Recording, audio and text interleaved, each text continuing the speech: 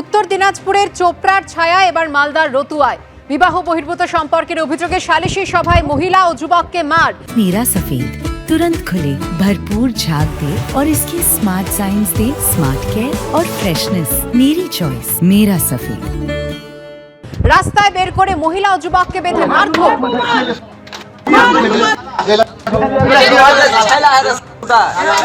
অভিযুক্ত নির্যাতিতার আত্মীয় ও তৃণমূল কর্মী থানায় অভিযোগ দায়ের, গ্রেফতার অভিযুক্ত।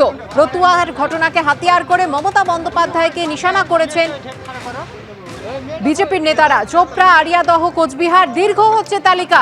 তৃণমূলের নেতারা বাঁশ দিয়ে মহিলাদের মারছে, তারা যন্ত্রণায় কুঁকড়ে যাচ্ছেন। এটাই পশ্চিমবঙ্গের স্বাভাবিক ছবি হয়ে উঠেছে। এবার রতুয়ায় এক তৃণমূল নেতা মহিলাকে পিচমোড়া করে বেঁধে পেটাচ্ছেন। কেন তৃণমূল নেতারা ভেবে নিচ্ছেন যে তারা মহিলাদের ইচ্ছে মতো মারতে পারেন? জাতীয় মহিলা কমিশন ও জাতীয় মানবাধিকার কমিশনকে ট্যাগ করে পোস্ট করেছেন শুভেন্দু অধিকারী। পশ্চিমবঙ্গ মহিলাদের জন্য সব থেকে অসুরক্ষিত, মমতা বন্দ্যোপাধ্যায়ের পদত্যাগ করা উচিত। সোশ্যাল মিডিয়ায় পোস্ট বিজেপির আইটি সেলের প্রধান অমিত মালব্য।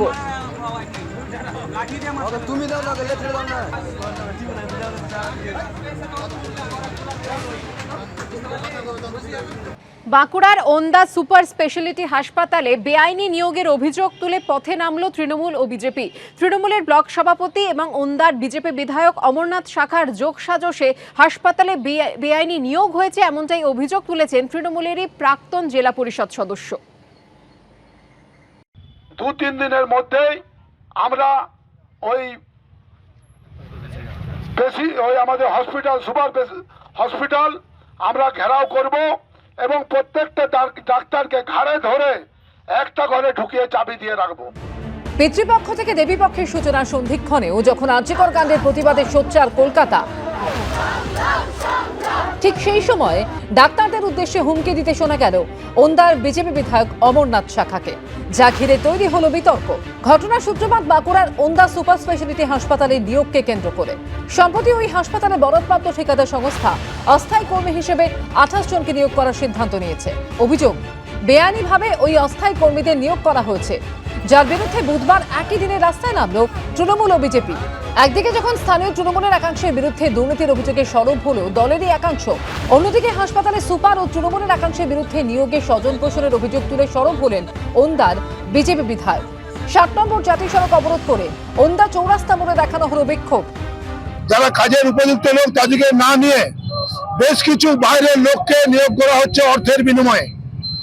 কোথাও 50,000, কোথাও 70,000। মানে তৃণমূলের নেতারা 3টি, 4টি, 5টি করে ভাগ নিয়েছে। পাল্টা ওন্দার বিজেপি বিধায়ক অমরনাথ শাখা ও তৃণমূলের ব্লক সভাপতি যোগসাজশে হাসপাতালে বেআইনিভাবে লোক নিয়োগ করা হয়েছে বলে অভিযোগ তুললেন তৃণমূলের প্রাক্তন জেলা পরিষদ সদস্য উত্তম বিড মহাশয়। আমি জানি না উনি কার সাথে আঘাত করে কি করেছেন, এবং এখানে নাম 27 জনের লিস্ট দিয়ে গেছেন, যেগুলো সম্পূর্ণভাবে অবৈধ। এবং এটা কাউকে না জানিয়ে কোনো কিছু না করে, মানে অবৈধভাবে জনা 3-4 লোক এবং বিরোধী পক্ষের সাথে আঘাত করে, তাদেরও নাম আছে, আমরা লিস্ট করে দিতে পারি, দিয়ে এই ঘটনাটা কালকে তারা ঘটিয়েছে। হ্যাঁ, এই যে আমাদের তৃণমূলের ব্লক সভাপতি উত্তম বিড এবং বিজেপি বিধায়ক অমরনাথ শাখা।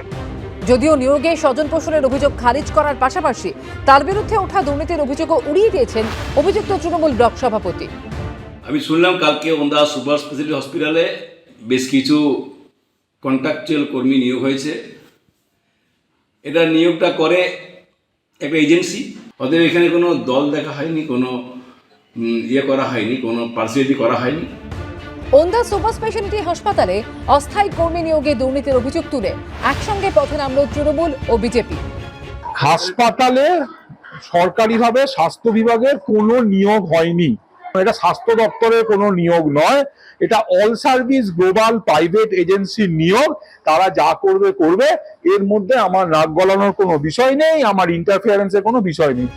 নিয়োগে দুর্নীতির অভিযোগের বিষয়ে ঠিকাদার সংস্থা অল সার্ভিস গ্লোবাল প্রাইভেট এজেন্সির সঙ্গে যোগাযোগের চেষ্টা করা হলেও এ ব্যাপারে তাদের কোনো প্রতিক্রিয়া মেলেনি। পূর্ণেন্দু সিংহর রিপোর্ট, এবিপি আনন্দ, বাঁকুড়া।